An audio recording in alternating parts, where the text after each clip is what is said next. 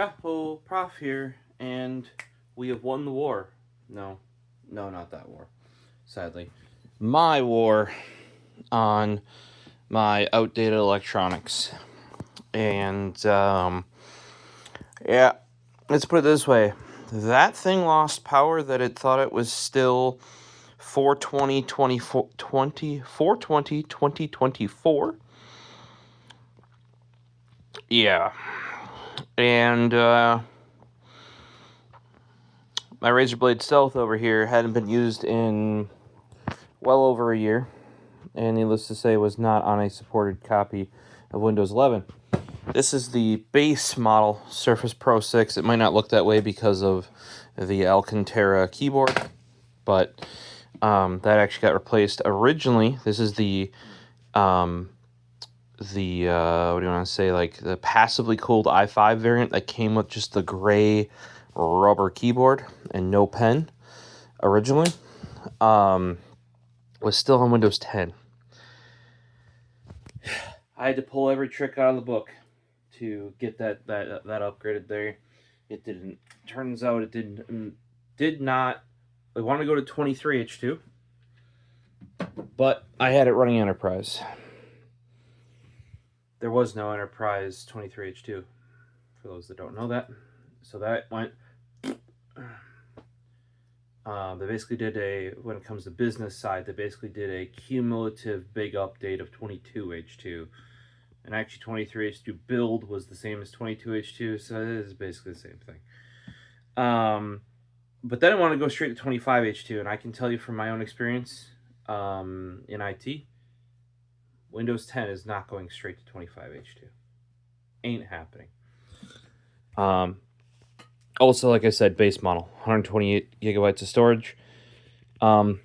Windows ideally wants 64 gigabytes free to do a pain-free upgrade. Fucking impossible. So, with that done, we can now make you all a video, but I, myself, deserve a bit of a refreshment. You're like, how do you have these? You said they were all sold out, or they were discontinued. Yes, I bought cases of them when I heard they were being discontinued. Well, it's a good thing, too, because last time I went, they had those at Walmart. They used to have them at Costco. And the bigger bottles, too, that are actually meant to go on a table.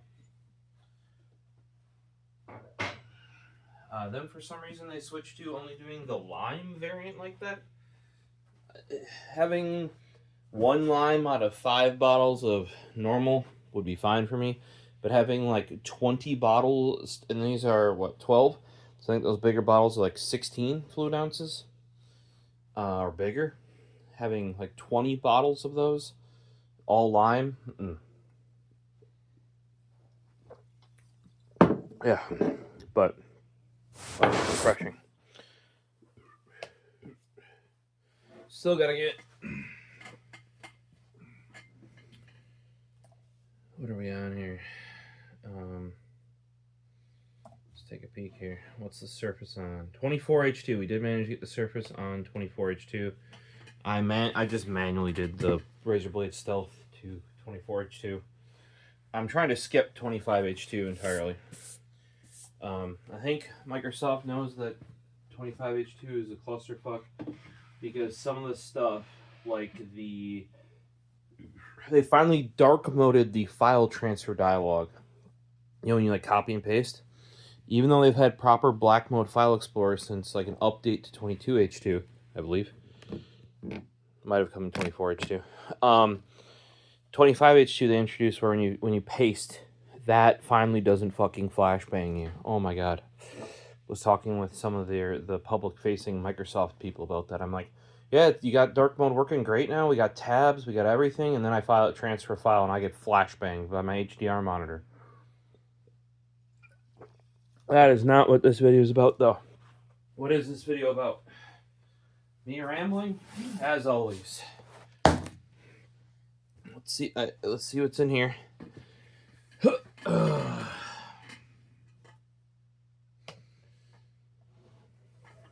What do we need? We need the letter opener here.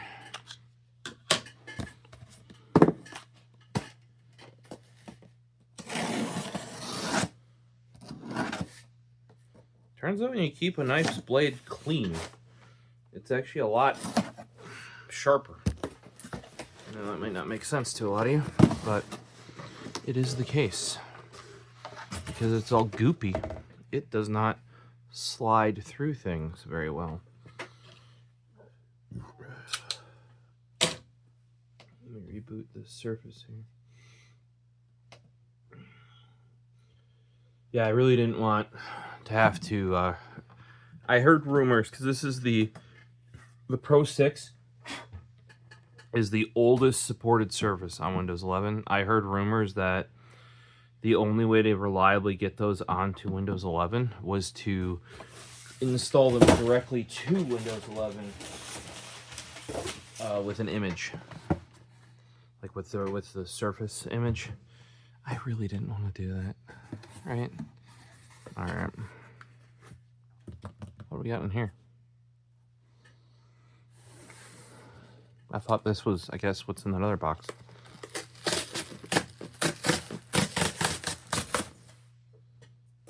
I'm running out of things to post too. Well, not in actuality. I'm running out of things that I have videos of that are ready to post. Oh! There we go. Limited edition colored vinyl.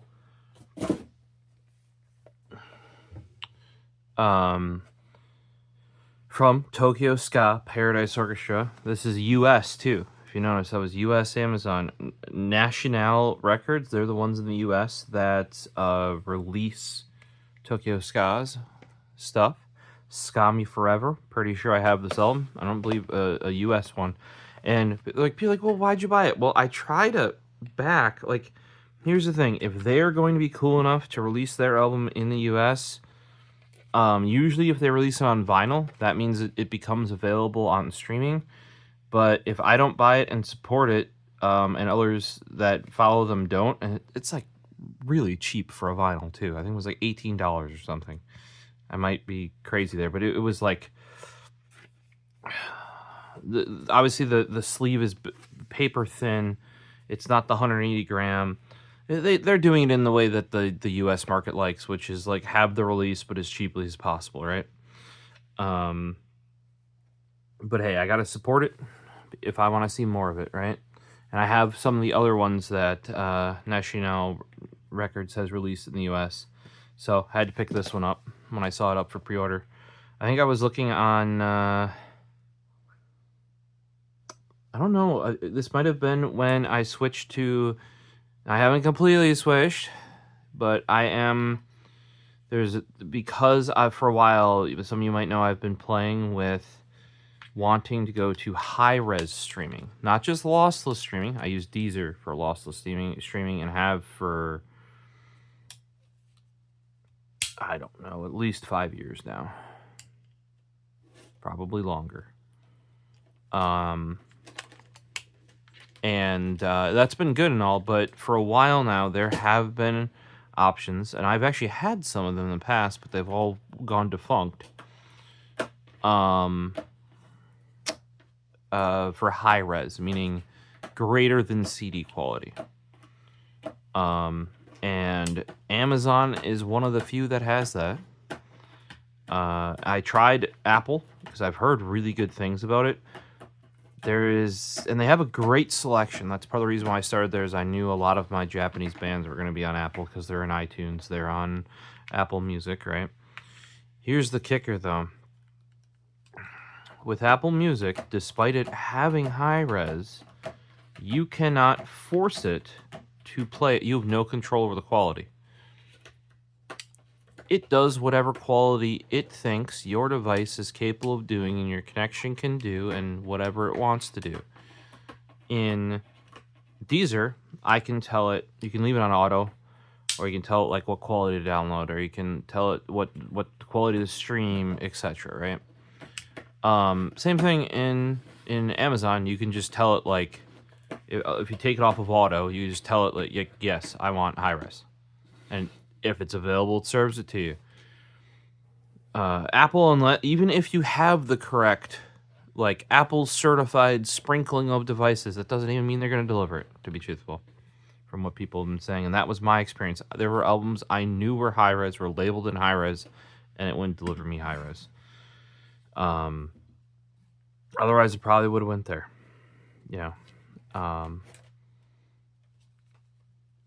If you need some help, I ended up using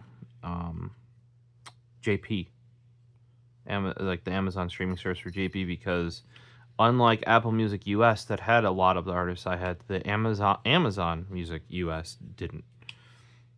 Turns out getting Amazon services for Japan, though, is fairly easy. And at least I will not be able to get it on my phone. That's the real bummer. That's why I said I haven't fully switched. But at least on desktop, you just change your locale and sign in. On the phone app, it goes off of your Amazon app. And that's not changing. I'm not changing my account that's on there to the Japanese one. That would cause far more issues than I want to deal with, right? But that's how I found this, is I was searching around and trying that stuff out and eventually signing up. Like, I signed up for the US trial, then I realized I didn't have anything I needed, wanted, etc. So, and I got to get this in, like, hey, this is like definitely a listenable record, right? Oh, you will probably want to see it. Paisley Marie. Oh, yeah? What's up? I was going to say, is you all probably want to see the colored vinyl.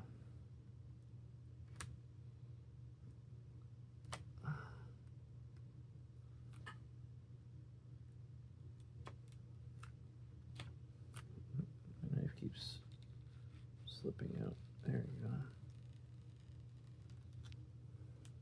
Yeah, this isn't even like a sleeve. This is just, what do you want to call it? There's the inner sleeve.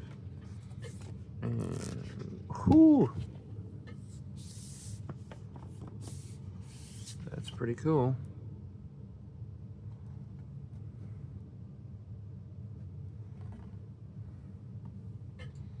Yeah, like a lot of these too, they don't even have the tracks on the label.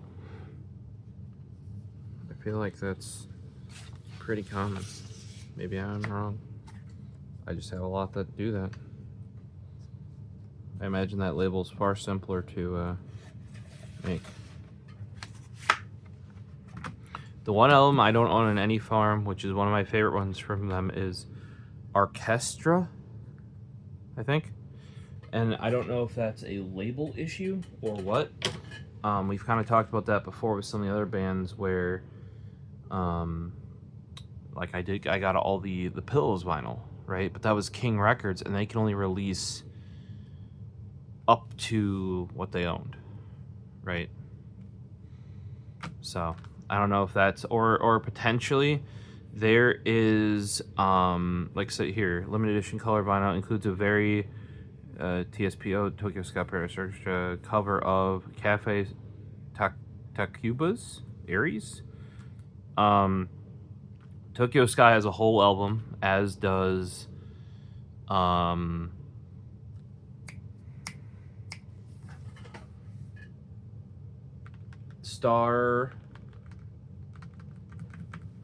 The Starbeams.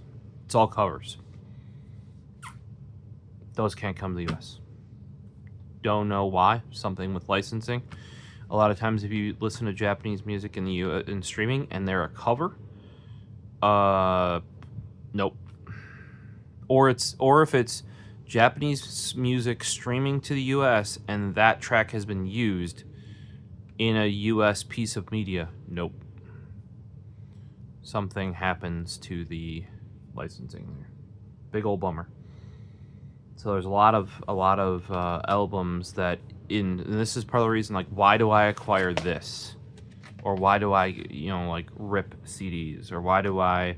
Well, it's because of stuff like that. Like, there are albums that I really like where there are, like, 1 to 3 tracks on them where if streamed or even downloaded via iTunes in US, right, you can't get those tracks. you know, I know not a lot of you are in the same boat as I am. But, kind of forgot that this was coming in. Let me take yous along. I'm almost done putting away my vinyl.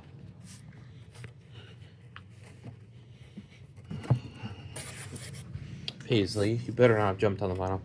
These guys are all sleeved. Those guys need to be sleeved, and I have to take a picture. All the ones up here have been re-sleeved inner and outer, and have had their pictures taken. And you're like, what's the picture for? No, I don't do very high quality ones. I actually plan on scanning these at some point, all in, to get like really high quality album art. When I rip them, I'll record them.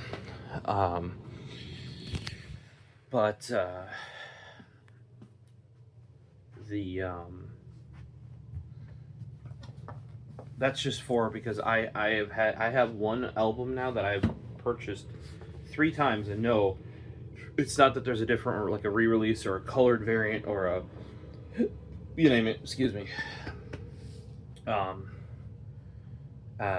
know, and there's a couple that I've done 2 of. I really need to keep better track of what I have digitally. Not too hard. I can just look straight into a folder and find it. I need to be able to do the same with that. If you guys know of any software to use to manage physical music collections, that's good, let me know. Otherwise, I may just end up with like Excel or Google Sheets, I have a feeling. Right now, it's just in text file in Notepad++ because I'm one of those people. I can manually make my own table with tabs, and as long as I know how it's oriented and laid out, why should it be easier to use? Then you're also coming from the guy who is making his own database for his bare hard drives. So, you know, it's all about making that solution that is, in the end, low effort enough that I actually do it, but has enough stuff to actually be useful. And those text documents where it's just all raw data, they get me there. Is it easy to maintain though? Like, easy to maintain, add new things? Yes. As in,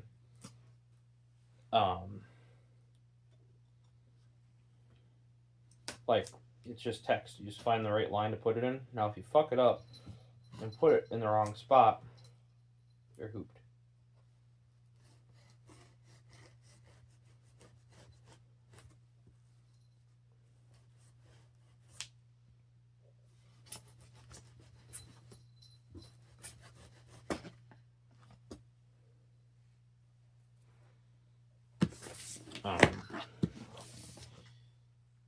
And it's not easy to recognize that you did that either, because there's no automated mechanisms to do so.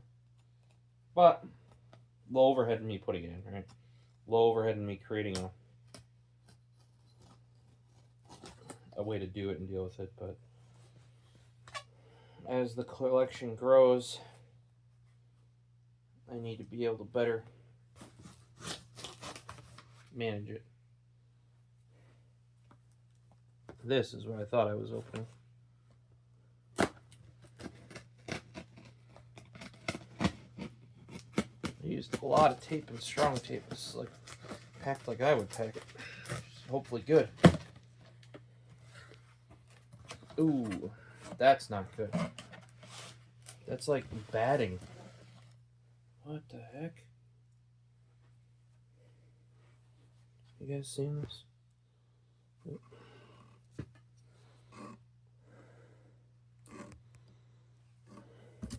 Look at that. That's like batting. Is that what that is? I think that's going right in the trash. That looks like batting or vacuum cleaner insulation. I have not seen that as a packing product. Anybody know what it is?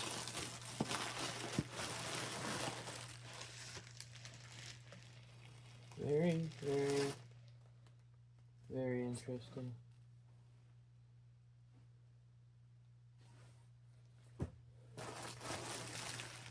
That is not it. Somebody heat shrinked, or not heat shrinked. Not saran wrap, not shrink wrapped. There you go. That's what I was looking for. You can tell that's the edge you get on a shrink wrap machine.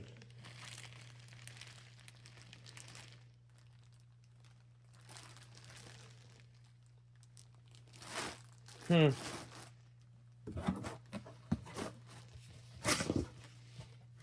with all the tape they used on there, I had to like saw through it. Hey, Peter. Oh, you're playing with your mousey?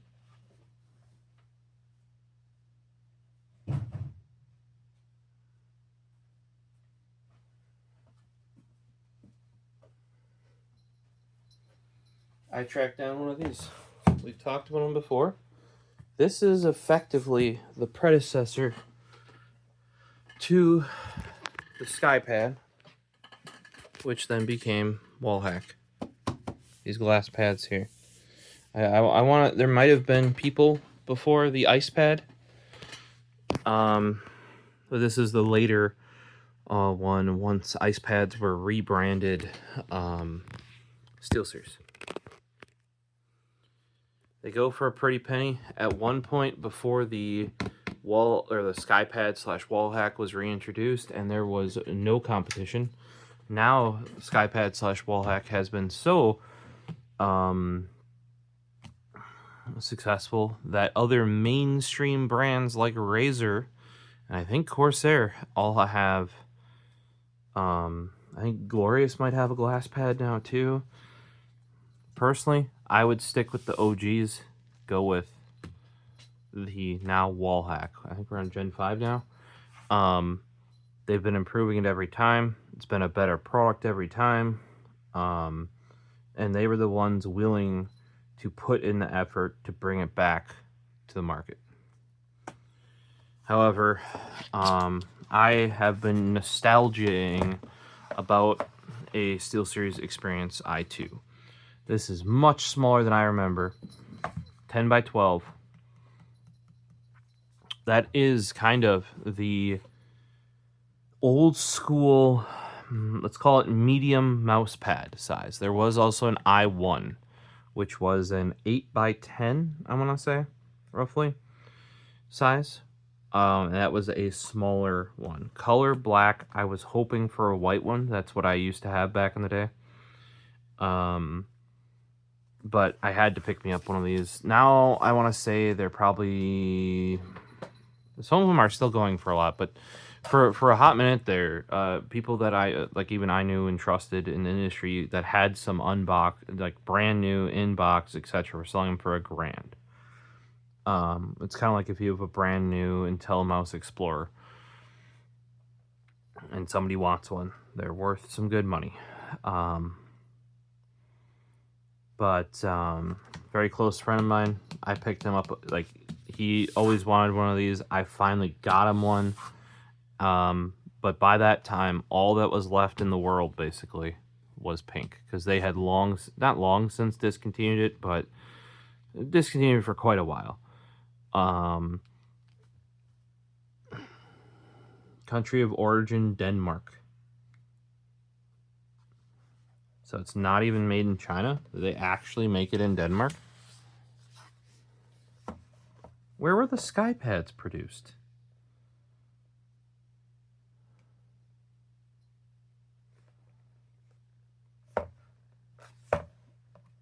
Oh.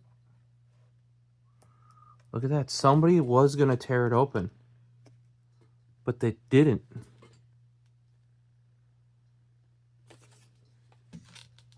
They tore it open on like this side, and they taped it shut and taped it shut. So there's a good chance that this is actually brand new. We'll see. I wasn't too certain, because not that it really matters, but these are so freaking rare. And so I believe the eBay listing said they bought it for their new PC and never used it. And I'm like, how the fuck did you buy this for your new PC? Like, you would have had to be building a new PC in 2006, right? Or 2000, 2006 to 2008 probably.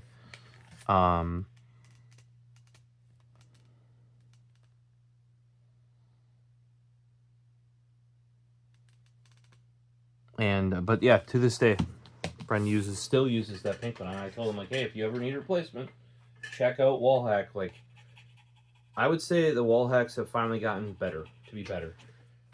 There's a good chance that this does get used. It just probably won't be on my main system. On my secondary system, I have a keyboard tray, and there's just not as room for a giant mouse pad like the Wallhack on said keyboard tray, sadly.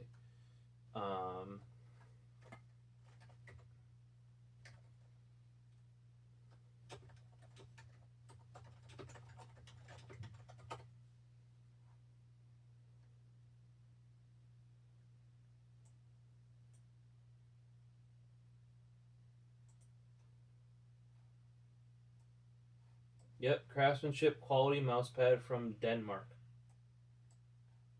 I thought so. That just...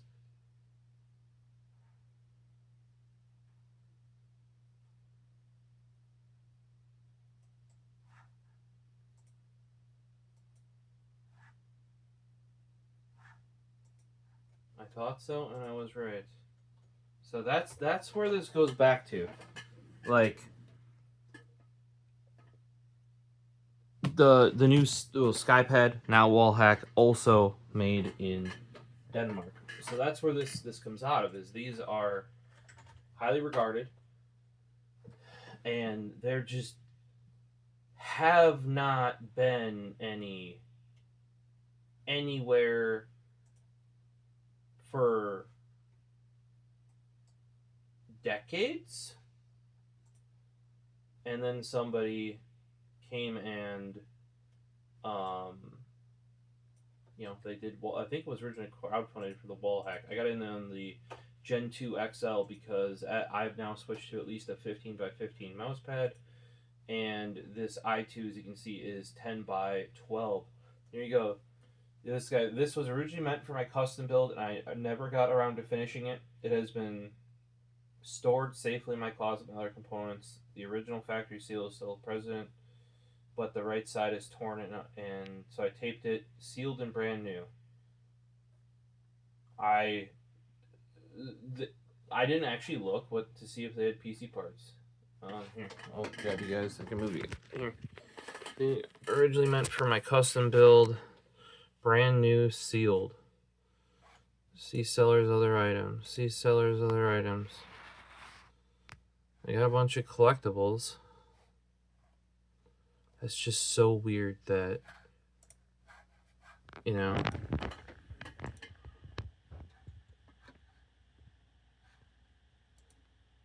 if we go to a SteelSeries I-2 and we go price with shipping almost first. There you go. There's the two that are listed right now. And shipping is a bit of a beep.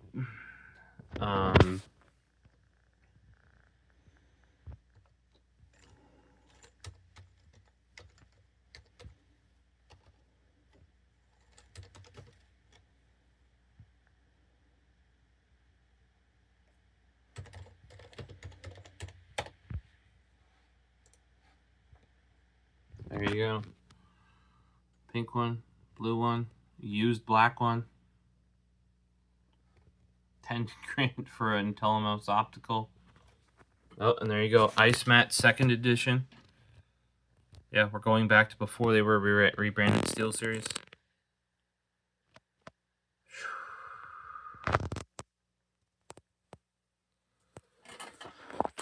So yeah, people stood by, loved those. I also like the SX, which was an all metal pad. Razer came in and eventually did all of the plastic and metal pads, though, that SteelSeries stopped doing. So that was viable, but not up until Skypad and then now Wallhack have been doing well. Have any of the major brands ever done a glass pad?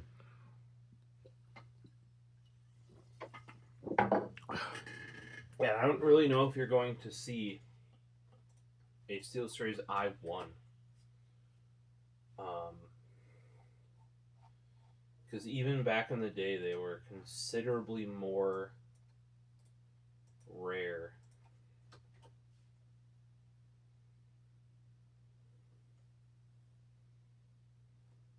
Holy shit, there's a review on...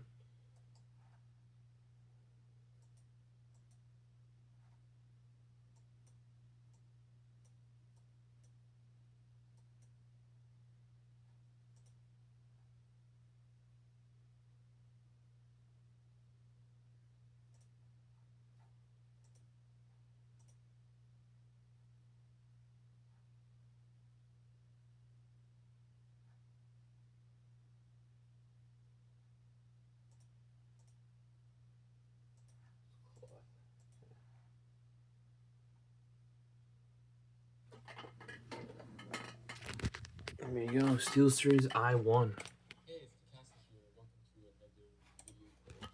Well, you just were looking at his website. You said Takasta. I always say Takasta. So Takasta is apparently the right way. But yeah, so it makes sense that the guy that has the I-1 freaking is the guy selling a collection of I-2s. We're going way back, man. Yeah, 14 years ago was a comment on here. Yeah, extremely popular in the early 2000s. So yeah, the fact that this is brand new in boxes is, you know, pretty rare. I saw one. Like, I'm not paying those crazy inflated prices. You could see that I got this for actually, and the guy worked on me too, because I was like, hey, I saw this post. Here's money. Guy or gal, I don't know which, but let's cut the. Do we want to try and peel off the incorrect tape?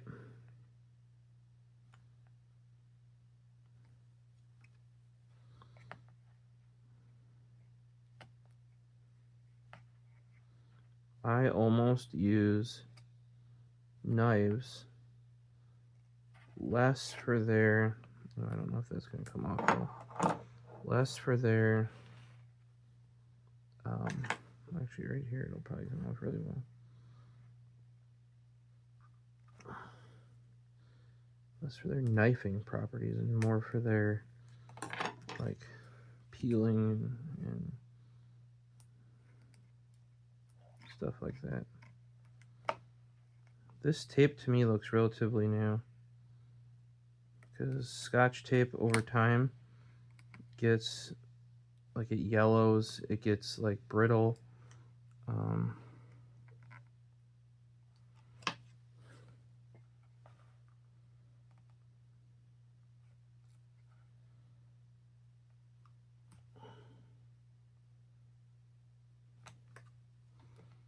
And to me, the fact that this is even pliable at all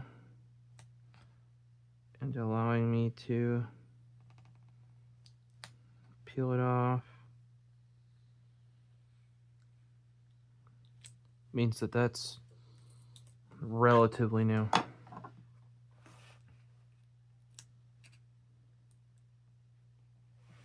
Which is good, because this kind of layered retail box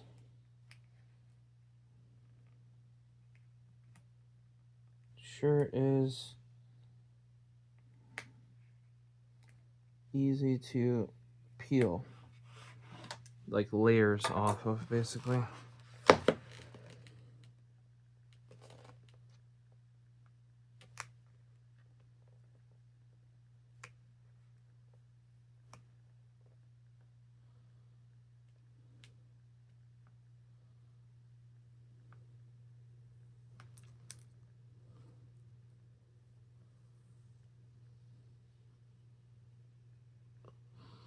Yeah, so that tape's got to be relatively new. I don't know if I'm going to mess with that front one or the tears, but what I am going to do is cut this open.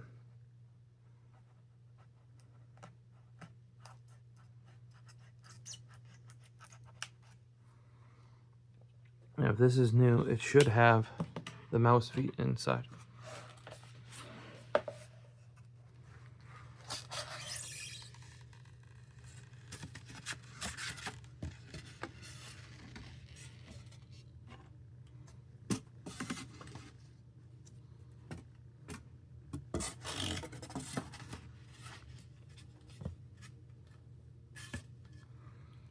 SteelSeries. Yeah, this is when I was super into their stuff. I-2, S and S, SP, or sorry, that's SX. They did the QCK Hard, which is out now, is actually very like their old SNS. Behind the back, oh, those became worth so much money. Those are those are the Siberia neck bands, right there, right. Those are Siberias or Siberia 2s. I can't see if they have a microphone. Those are the 5HV2s. SteelSeries was one of the first to do IEM, like gaming IEMs. Then we have one of the first mice that I really followed, and that was the SteelSeries Akari optical and Akari laser. Akari mice, 15 months. Team 3D SK Gaming, yep, that's how long they've been around. Support settings with up to 1 CPI, they really didn't, but and that there was my first mechanical keyboard, like that I personally owned for my personal system. I obviously in life had apparently used them before this, without knowing. That's SteelSeries 7G. Still have it, well, the guts of it over there. I'm gonna bring it back. Down here you have interesting stuff. That adapter let you plug into an Xbox 360 controller and use your Siberias or your 5HV2s for gaming in tournaments and at LANs and stuff like that with your Xbox 360. So this is later. If it has pictures of that sort of stuff, this is going to be like... Ooh, we got some mold. Mold. Mold.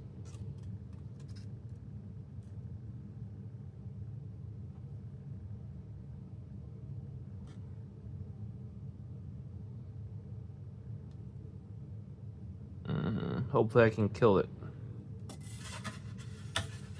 Oh, so this was probably water damaged a little bit on that corner.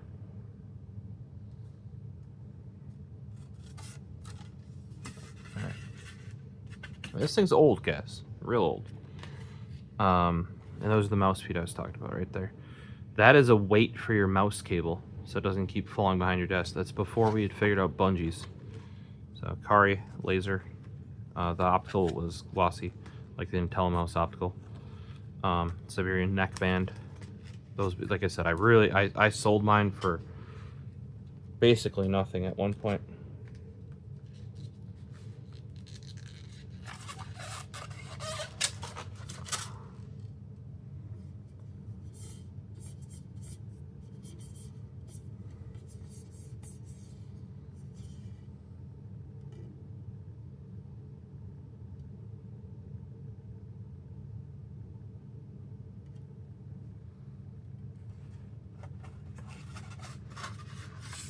Had they stopped including the mouse feet by now?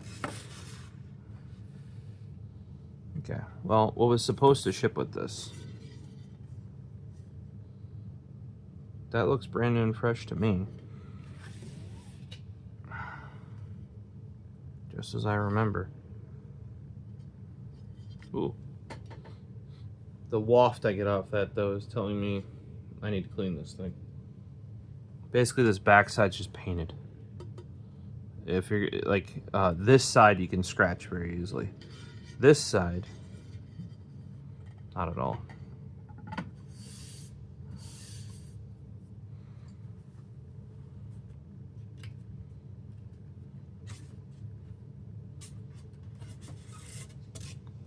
No mold in here.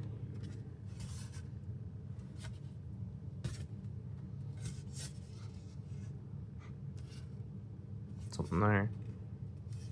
Definitely getting something out of that.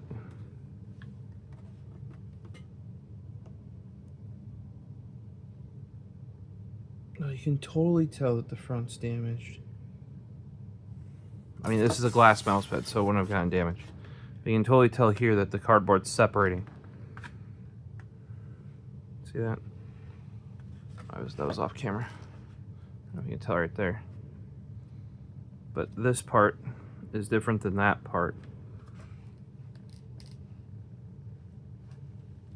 It's been dried for a long time, but you can see like the printing, this outer layer that I was saying was hard to peel off. Had gotten a bit soggy. You can see a line there too.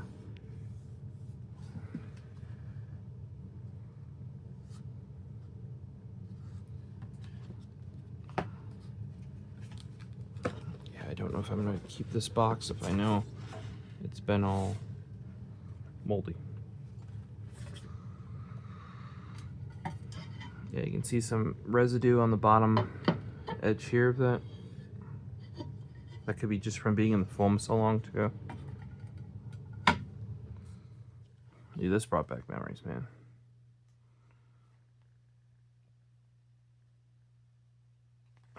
This is the era when I was super into SteelSeries stuff, in my opinion.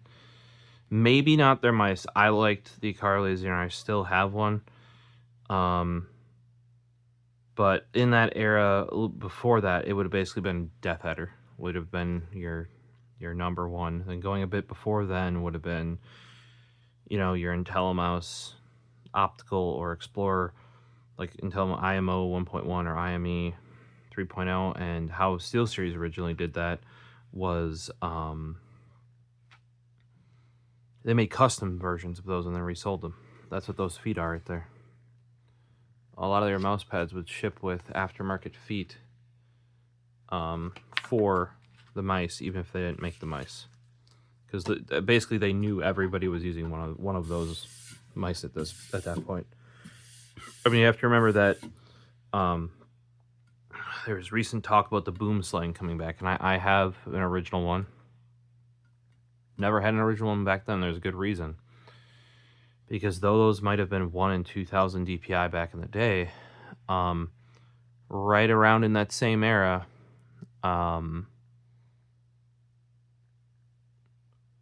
the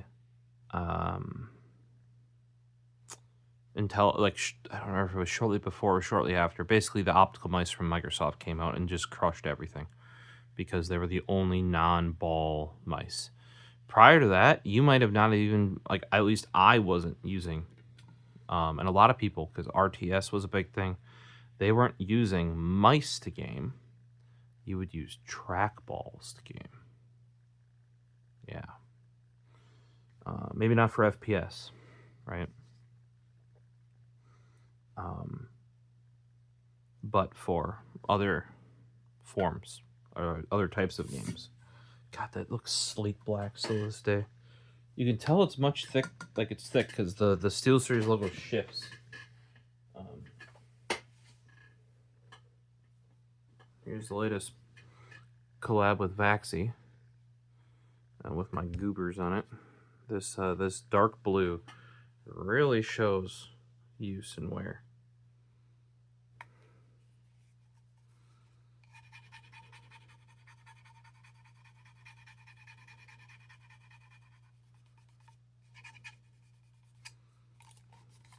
To be truthful, this specific i2 might have been produced either right before or right around when I was actually doing, like, providing feedback and reviews for SteelSeries. God, that still feels so good. If a 10x12 was big enough for me, I could go right back to using this.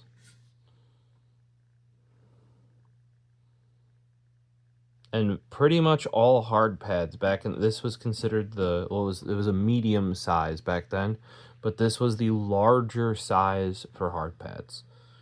All of SteelSeries hard pads were 10x12, roughly.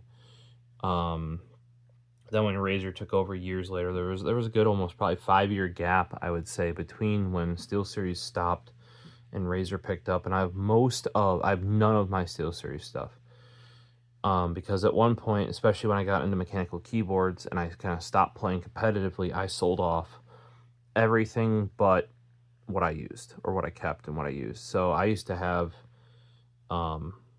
you know, basically at least one, if not multiple, of every line of their mouse pads in their mouse pad line. A lot of those went to friends. They picked them up off me.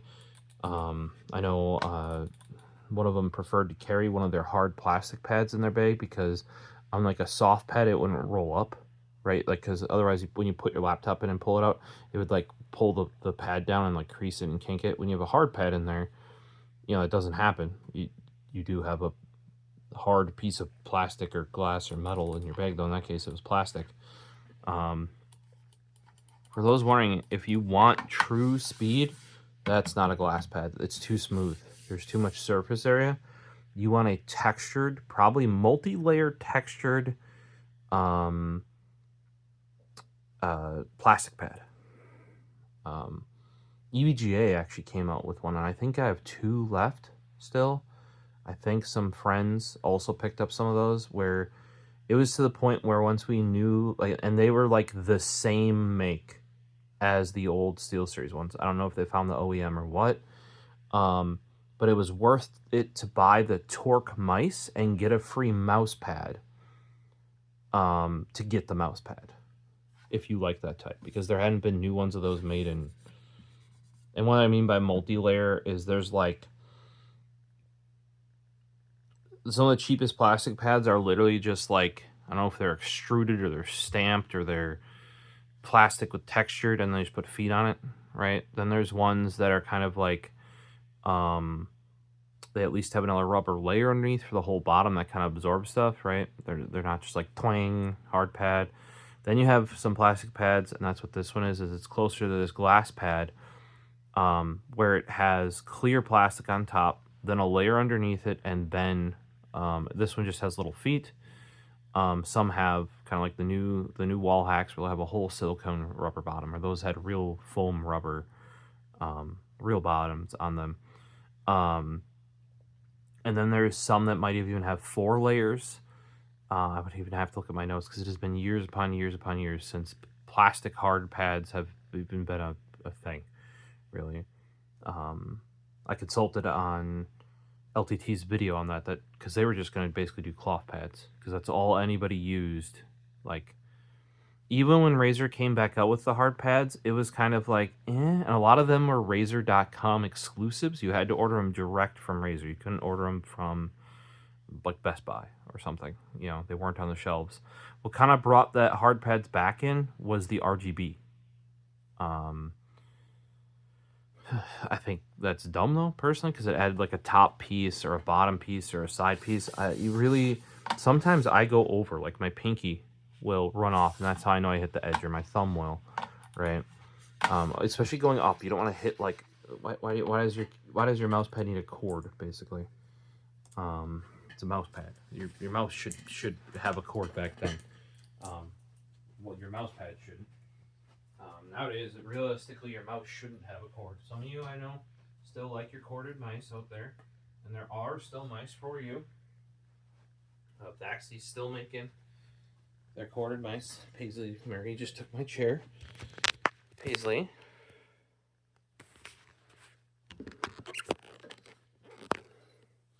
And as the Skypads have gone along, they've become a little bit more textured.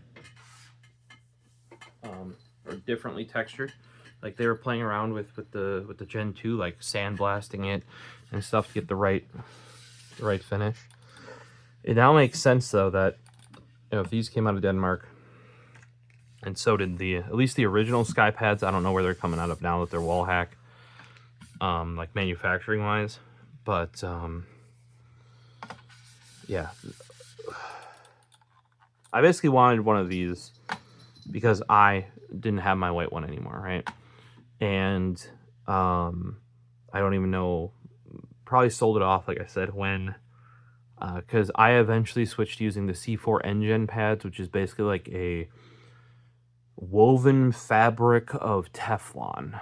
So it's very slippery, but you still have the control of it being a woven fabric. Then you can apply that directly to your desk. You can apply that. I eventually made some hard pads out of pieces of stainless steel. I think one of my buddies has a steel one, that I made that I had to paint first so it didn't rust and stuff like that. And those basically you just peel it off when it was used, or even just add another layer on top if you wanted it even softer. And you'd kind of wear through them though, but you just buy the sticky, and now there were some silicone backed ones you could stick directly to your desk. I was never huge on that. I like having a defined space for my mouse. That's why I kind of ended up, because they had soft pads that had that, but I like, as we've kind of shown in this video, I like a hard pad, and you might have noticed that from my other videos. So I kind of made my own hard pad out of steel sheets or steel plates, and then applied that. So I switched to that for years upon years upon years. The only time I've switched off was to try when Razer came out with the Gigantus. We've tried a couple Zoe pads. More recently, I've tried some of the Vaxi pads. But that's even been since I've had my Skypads and wall hacks. But really what moved me off that permanently was, the wall hack and Skypad coming out. Do I need it that big? No, I do not. I would be fine. Now with the Gen 5 wall hack, they have a small variant. The small variant is still bigger than 15 by 15, which is my personal size as a minimum. A lot of those are around like 15 and a half, 15 and a quarter, 16 by 17, or 15 by 17, or, but 15 by 15 square is kind of what that's like in your Gigantus, your Zoe pad, it's on your large, or your, depending on, I think it's like a large mouse pad. It might not be an extra large. But yeah, so that's what switched me off of using the N-Gens. I still have the material. I still need to refinish my last ones, because I made 2, because it does take a bit of effort to like put the material on it. So my thought was, if I have 2, I can have one that's ready, and once I feel it's worn enough, I just swap the other one in, and then that gives me a bit of time to peel the material off, clean it up, like clean all the adhesive off and stuff like that, and put a new piece of material on. This next time I do need to do, like you can see on the latest wall hack, they've beveled this edge. I need to do that on the ones that I made for the N-Gens, because it's just sharp metal. That it's pretty brutal. Even here you can see a little bit of rounding. Yeah, I have always been a connoisseur of hard pads. Or for those wondering, if I go soft pad, I want like QCK heavy at a minimum. Those separate a lot on the edges though. There was a QCK mass as well. I think one of those was physically smaller or bigger than the other ones. We have one around here that's a 10 by 12 that I managed to pick up for like $10 at Walmart randomly, I think. So when I saw it in stores, I'm like, what? They started making those again? I gotta have one. I picked up SteelSeries attempt to make a hard pad again. It had horrible feet. I had to add my own on the bottom, and now it's actually started curving because there's not enough structural rigidity like this way to stop it from flexing. We just use it at work when we need a pad at a different desk or different station. Oh, and I did have to shave down. They didn't bevel the edges too. It's like SteelSeries used to be the hard pad company, or at least Ice Pad was. Then that became the SteelSeries line, just like Steel Sound, became part of that. Like the 5H before the V2, I think, was a Steel Sound. The 6G, or the because there was the 7G, then the 6G V2, the old 6G, that was like, I don't know if that was very early SteelSeries with a different logo, or if it was one of the other companies. And I don't know if there was sub companies or sub line. This is all stuff I could have told you, 15 years ago? I would probably have still some recollection of it. Since then, I really feel like SteelSeries has had a couple good mice. The Rival 3 was good. The original Rival, iffy, right? Then we went to those at the 500. There was a 600, and the 650 was well. The 650 way too heavy. 600 pretty good. I ran that thing until I wore it out.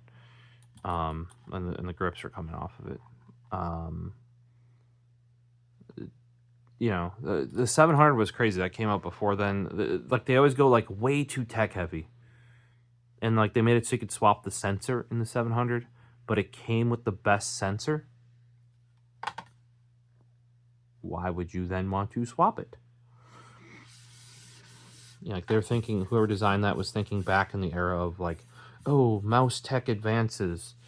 Or there'll be a new sensor every couple years that'll matter, or... No, the sensor they launched it with was already pretty much flawless. Anything post, can't remember at the moment, but was used in a lot of things. 3310? Might be 3310. That one did have a little of, like, tip, or, like, lift off and put down there, but realistically it was perfect tracking otherwise. Sensors have gotten better, the latency has gone down, yada, yada, yada. But, like, compared to back in the day where it's like, okay, if you don't run 800 DPI in this sensor, it will not track properly. And then you would have to adjust your in-game if that's the mouse shape you liked. Or, like, a Death Adder came at 1800 DPI, not 1600. It came at 1800, and that's what it did, was 1800. There was a couple revisions before, like, you know. So, you guys got it easy. I think it was 3310 now I'm thinking about it. Like, the Myox, Castor, a whole slew.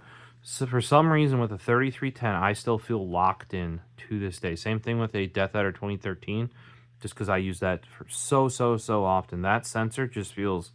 You feel connected. And you're using, like, a wired mouse. It just... I don't know, something about that. But realistically, 3310, that's what everybody was using when Logitech launched their customized 3360, which is what's in the G502. And that's why the G502 took off. Not because the shape is amazing or anything like that. It's because they had a monopoly on the best sensor. Shape is still king, though. I would take a 3310 in a shape I like over... Like, you guys will probably see the Pikachu mouse coming soon, hopefully, from Korea. I would probably take a 3310 in a shape I like rather than having used that all the time. So, but yeah, I was hoping to get a white one of these, because that's what I ran back in the day. Because it had, like, more of, like, a transparent, translucent effect. This one's pretty dope, though, as well. How they did this too is people had tried glass mouse pads prior to this. The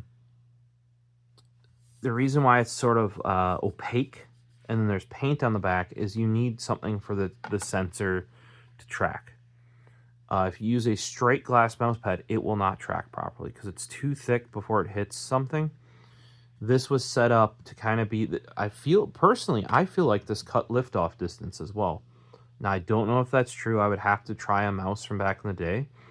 But depending on what it was sensing, because of the thickness and the translucentness, it tracked fine. But I feel like, and I may be misremembering this, but a lot of the mice back in the day had very, very, very high liftoff. Like, we're talking, hold the mouse up here, you can still track, right? And, oh, for reference, that's like 3 fingers. I could hold a mouse off a surface and it would still track, right?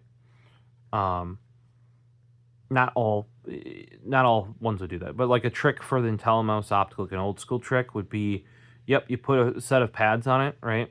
Like you replace the originals, and then you wear them out, but you don't take them off. You put another set of pads, like you double stack pads, because that raises the mouse off the surface, which then lowers the amount of liftoff because it's already partially lifted off, right? And we kind of mentioned how, yeah, this even has it where it's got this like tapered, where it almost looks like one of those double pads from back in the day.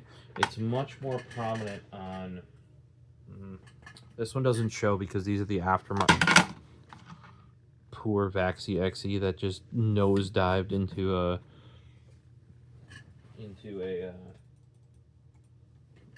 glass pad there. Or XEV2. I'm glad they brought the switch back. Way better than having to hold something down, in my opinion. I know it's a little bit extra weight, but just easier to flick it off. But I don't have another Vaxi, I don't think, readily I say that. Do you want that one? Do you want that one? Or do you want that one? I don't know if these have the feet we want, though. There you go. That basically looks exactly like how it would happen back in the day when you would put feet over other feet. And that's what they're emulating with this. It really smooths over the edges. And you would do that purposefully for a number. Like a lot of times because you couldn't get feet that exactly fit your mouse, so you buy oversized ones and just put them over the top. And then the other thing would be to lower liftoff, because it would raise up the distance that the mouse was off the surface. So I'm super duper happy to have this back in my collection. I would like to keep that foam. I'll have to see if I can kill the mold, though, because I don't want to have mold bad. And then this, if you ever do get one of these, this is just paint. So I wouldn't hit it with anything too aggressive. And this one, as you can see, has been in the box for a long time. If you see these little like starry guys, right? That's where I was telling you the edge was from the foam. So it's like all white and like kind of, I don't want to say powdery. Oop. But those little starry guys are from the foam. Oh, well, you can see that. 5x. There you go. It's probably too close. I don't know if you can see those little starry guys in there. So, like, it was it being in this box for that long had kind of like imparted some of its stuff upon it. So I'll have to clean up those edges, but I gotta, like I said, I gotta make sure it's something that doesn't affect the paint on the backside. That's another thing too. When you're setting it down, make sure there's nothing hard back here, because it will scratch that up, and you will see it from this side. Scratches on top basically won't affect it. It scratches on bottom. It's kind of like I've seen a lot of screens on laptops get broken and die from people putting stuff, like when they're closed, putting stuff on top, because it pops it from the backside, sort of.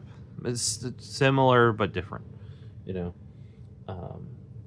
Yeah, thought I'd go back to the OG and check it out once I found one for what would be a reasonable price nowadays. And this thing, as far as I can tell, was completely unopened. Might be a little bit water damaged. It's a hunk of glass. We can clear that up. They used to give you additional feet too. I'd put them here.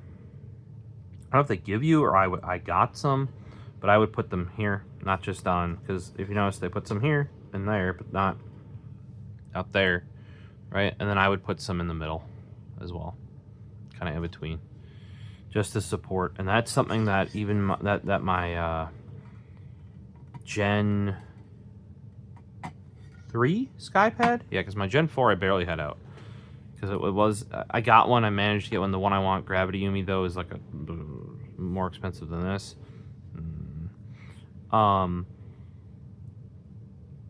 Hopefully the prices eventually come down on that, because people are like collecting it for the artwork. A lot of these people buy every one and then like never use them. I buy, the only reason I was going to the different gens was the different finishes, the different size, the tapered edge, right. So I did manage to get myself a Gen 4 Skypad, or wallhack. But most of my time has been spent on the Gen 2, the Gen 3, and now the Gen 5. Lots of time on the Gen 2 and 3. Only been on the Gen 5 since I got mine. But the finish on this,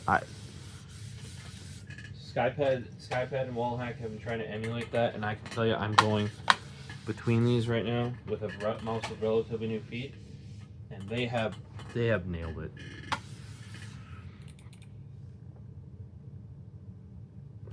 And this mouse, really, really good. The one thing, this is the Vaxi X Pulsar ES FFS1. I believe it's supposed to be like the FK.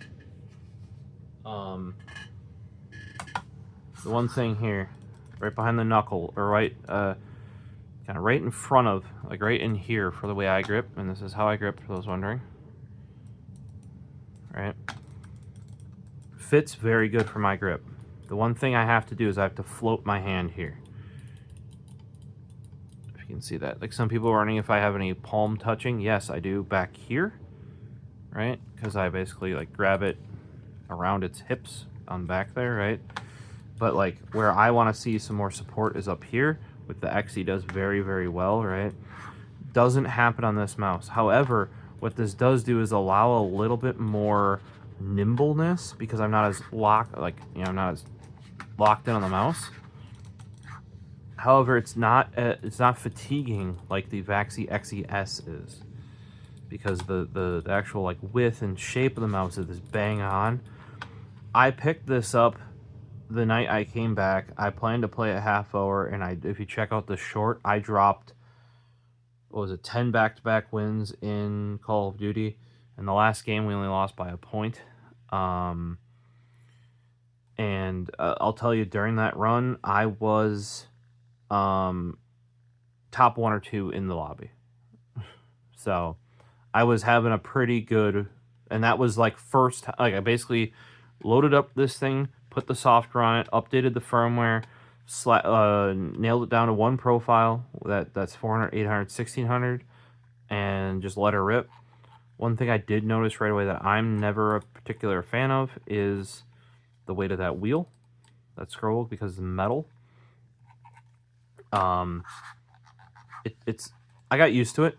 It's actually quite grippy for a metal scroll wheel. It was slipperier than this rubber one here is. And the mass of it, like somebody else in the comments mentioned that they could feel like the weight out front, and I can definitely tell it.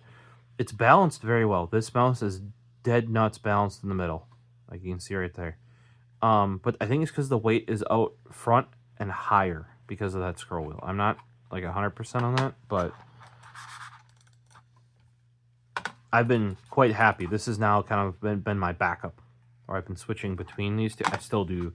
This is still I put my hand on this, and I'm just, oh, that's so much comfortable.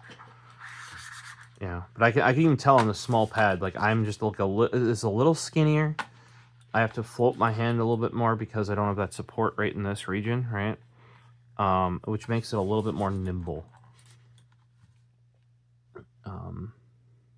But yeah, questions, comments, throw them down below. I finally got my hands on a mouse pad that I've been probably looking for a replacement for like a decade. However, I'm not spending $1,000, right? That's fucking nuts, especially now that you can get something like the Skypad or wallhack for, I'm not going to say those are inexpensive, right? They're not, but they're less expensive than one of these, and they're readily available. Whereas this, if I use, like, I wouldn't compete with one of these, because, I mean, maybe if you are locked in, like you yourself are locked in, and this is the pad you know, and you don't want to like relearn or anything, then go with a SteelSeries I-2. But I mean, they got the finish on the Skypad / wallhack to be so fucking similar, so similar. Please pick one up and try it, because traveling with this, hopefully you still have your original box, or you've had somebody make you up, or you've made up some sort of carrying item for it. Whereas the newer Skypads and wallhacks come in this like really elaborate sort of like hard shell case.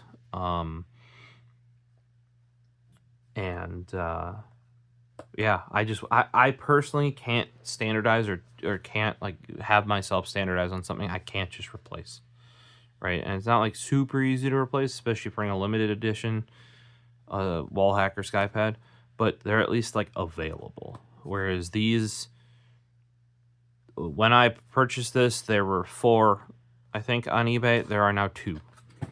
And we can go to SteelSeries I-2. There are none available in the US. Just keep that in mind as well. Sold items within the last year is the one I bought. So, yeah. There's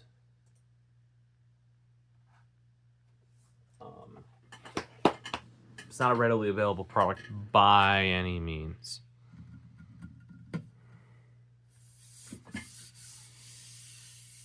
If it's something you find used at a shop, I doubt. Like, as long as there's not damage to the painted backside, you can't, from my experience, wear them out. Any of the finish, like if you saw some of those on Tacostas that were used, that should be able to come off. This is just glass. That's like the Teflon from the mouse foot being put down on the pad. So you just clean that off. Right? And that happens too. I actually run into that a lot with, you'll see like buildup on the edge of mouse feet. If you ever see that on the mouse, you have to like kind of scrape it off. It looks like little black, gray, brown, like nodules. That's the Teflon from the mouse feet. And you just scrape it off. I get a lot of that on my engine pads because they're also Teflon. That raised butt is probably a big reason why I like this mouse. It's not too raised though. See, Outset's got a big old donkadonk on it. But yeah, if as long as the painting on the back isn't wrecked, even though it's got like a bunch of wear on it, you can probably clean it up. It's glass. That's leftover. Usually it's not leftover, but it's Teflon worn off the mouse foot into or onto the pad, like it's building up a thing. You'll have to figure out what the best way to clean it. I've just used isopropyl alcohol usually. The other thing I've done at work is take a brand new razor blade. You probably want a single edge one. I usually don't have those on hand though, so I usually go to my knife, and this is a used one. So I'm not going to do it with it, but you take a brand new one of these and you can kind of scrape it off if it's real bad. Sometimes I do get that at work because the engine is made of Teflon and then you have Teflon mouse feet. It kind of causes that to occur. Yeah, you can kind of scrape it off. I may start with, I've showed you before, I don't have quick access to any one of them, but I do have like plastic razor blades. You might want to start with that first, and then if that doesn't get it up, then use the other one. But it's just glass, so as long as you don't like scratch it, right, very heavily on this side, it'll clean up. It'll clean up real nice. It's the back side you got to worry about on these, and they're not coated really. That's just paint. You might be able to. I think I've seen and heard of people doing touch-ups like on the black one using nail polish. So that might be something to consider. That's the word I was looking for. But keep an eye out. These you just see another thing. So if you guys see these in the used secondhand market, shit tons of these were sold. Like that was one of the high-end pads of that era. So if you find one, pick it up. Even if it's not in great condition, maybe you can restore it. Don't pay too much for it though. It was kind of like when I picked up the Milwaukee speaker, Milwaukee power tool brand, right? They have, I think it's no, it's not. I was gonna say Harman. No, it's a Rockford Fosgate speaker. I have such good memories of using that. Saw it at an estate sale. Had to snag it. Snagged it for like $40, and those go for like multiples of that normally. Does need a new power cable on it because over the years the rubber broke down and there really wasn't much string relief on it. I could do that. You can even chop off an extension cord and put it on there, put it in / on there. So yeah, stuff like that. Keep an eye out. There's a lot of this old OG stuff, especially if you only need a 10x12. Now I wouldn't go and buy that. You saw the prices. If you don't need a big one, get the small wallhack Gen 5. It might be a Gen 4 for the small. I don't know. Gen 5 might not have a small yet. I do want to try one of those smaller ones, but I don't have the second setup that would need it. yet, because my my keyboard tray for that setup is only so deep, right? Otherwise, we might just rock the i2. If you have questions, comments, throw them down below. If there's any more of this, maybe not old school, but like historical stuff on, like gaming peripherals you're interested in, let me know. It's a good chance I have a bunch of it around here. Past a certain point, though, I'm having to reacquire it. That's why also I put out to you guys, if you guys have some of these older ones that are still in good condition, well, even bad condition, we can deal with if it's not one I have. But like I have a Death Adder 3.5. I need a Death Adder 3G, the OG. I'm looking for like good quality Diamondbacks and Copperheads. Like it's almost impossible to find the SteelSeries modified IntelliMouse Opticals or IntelliMouse Explorers anymore. Those go for the numbers that these do easily, if not more, even if they're not new. Not asking for you to send those. I'd just be interested in seeing them. But stuff that I used to have very heavy collection of SteelSeries. That was my preferred, and then eventually they started sending stuff my way. Back then for testing and review, and then a lot of Razer for the longest time too. Mostly just on the mouse side though. Never big on anything else from them. It was all just fine. I did go into their hard mouse pads once they started that, but now they're just a follower. They follow it, and then they take it and they, because they can bring it to a wider audience more easily, right? They'll take something that has already been around the enthusiast circles 2-3 times, like 2-3 generations, and then they'll make like a highly marketable and highly, maybe not profitable per se, producible. Like they'll part it down and make like one version of it that's like the most average, and then put that out there. Like they have black and white glass pads now that are like 15 by 15 or 15 by 17 roughly.